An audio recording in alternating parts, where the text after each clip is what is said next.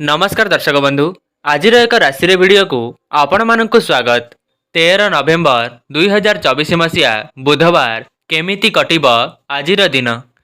तेबे आसंतु जानिबा 12 गोटी राशि व्यक्तिविशेष मानक विषय रे। प्रथमे रही मेष राशि।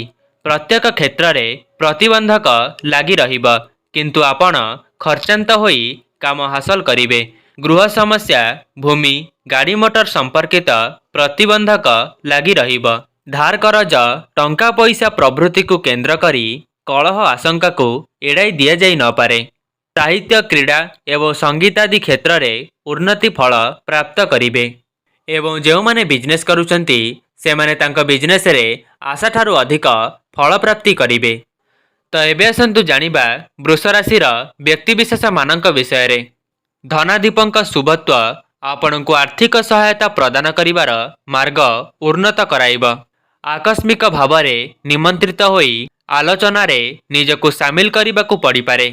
दीर्घ दिनर सुचिंतित नूतन गृह अनुष्ठान वाणिज्य आरंभ करिपारंती।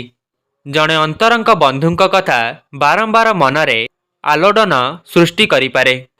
एबे आसंतु जानिबा मिथुन राशि व्यक्तिविशेषक विषय रे।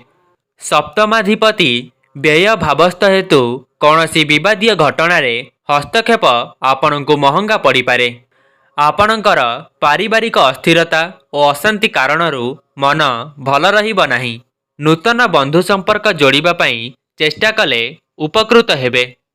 कला, साहित्य, सांबादिकता क्षेत्र में कौनसी प्रकारर असुविधा हेब नाही। एबे आसंतु जानिबा कर्कट राशि व्यक्ति मानक विषय रे। भाग्याधिपति मंदग्रह मध्यवर्ती हेतु समस्या मध्यरे प्रत्येक काम को संपन्न करिवे। सामाजिक स्तर रे जो आशा नहीं काहापाई किछि करिवे, प्रतिबदल रे किछि पाइबे नाही।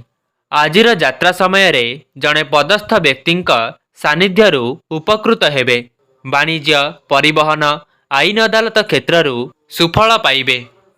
एबे आसंतु जानिबा सिंह राशिंक विषय रे।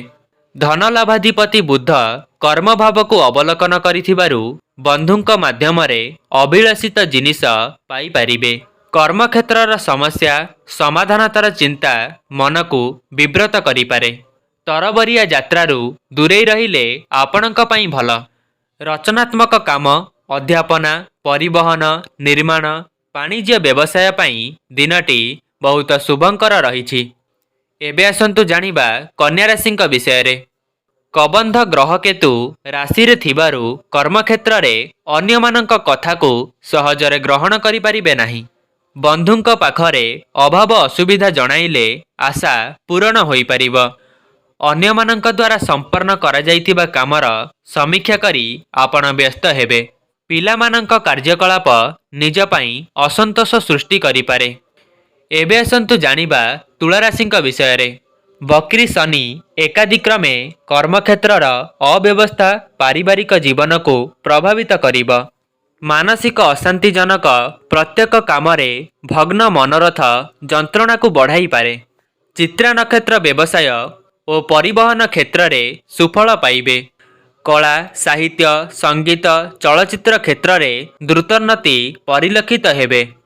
एबे आसंतु जानिबा बिछा राशि व्यक्ति मानक विषय रे। आज राहुयुक्त चंद्रंक कोणभावस्थ स्थिति संतान हेतुक मानसिक अस्थिरता प्रदान करि पारे। बंधु मिलन सांगकु आनुष्ठानिक काम और आलोचना फलप्रद हेब। शिल्प वाणिज्य क्षेत्र में सुविधारे लक्ष्य हासिल करिवे। कर्मक्षेत्र में प्रत्येक कथा को हालुका भावे ग्रहण कले क्षति पड़िबार आशंका रहिछि। सेथिपाई आपण बहुत सतर्कतार सह कार्य करंतु। एबे आसंतु जानिबा धनुराशि व्यक्ति मानक विषय रे। नवमाधिपति एकादशस्थ दुर्बल हेतु धर्म कार्य रे अर्थाभाव समस्यार कारण हेब। उत्तराषाढ़ नक्षत्र शांत और सुशीतलतार झलकरे आत्मीय मानक मन किणी नेबे। पारिवारिक भूल बुझामणा हेतु अभाव नथिले मध्य मानसिक अस्थिरता लागी रही पारे। जानवाहन किंबा यांत्रिक जिनिस किणिबा पई मन बळाई पारंती। एबे आसंतु जानिबा मकर राशि व्यक्ति मानक विषय रे। तृतीय व्यायाधिप कारणरू मन चाहुथिबा कामरे प्रतिबंधक सृष्टि हेब।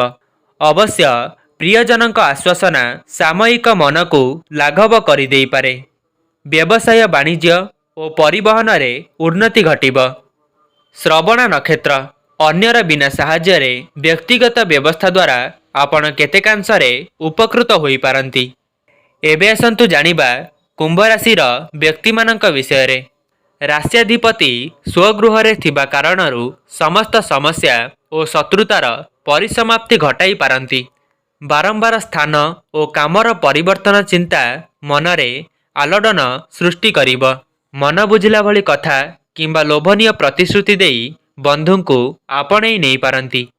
ସ୍ୱାସ୍ଥ୍ୟରେ ଦ୍ରୁତ ଉନ୍ନତି ପରିଲକ୍ଷିତ ହେବାରୁ ଆଶ୍ୱସ୍ତି ଲାଭ କରିବେ।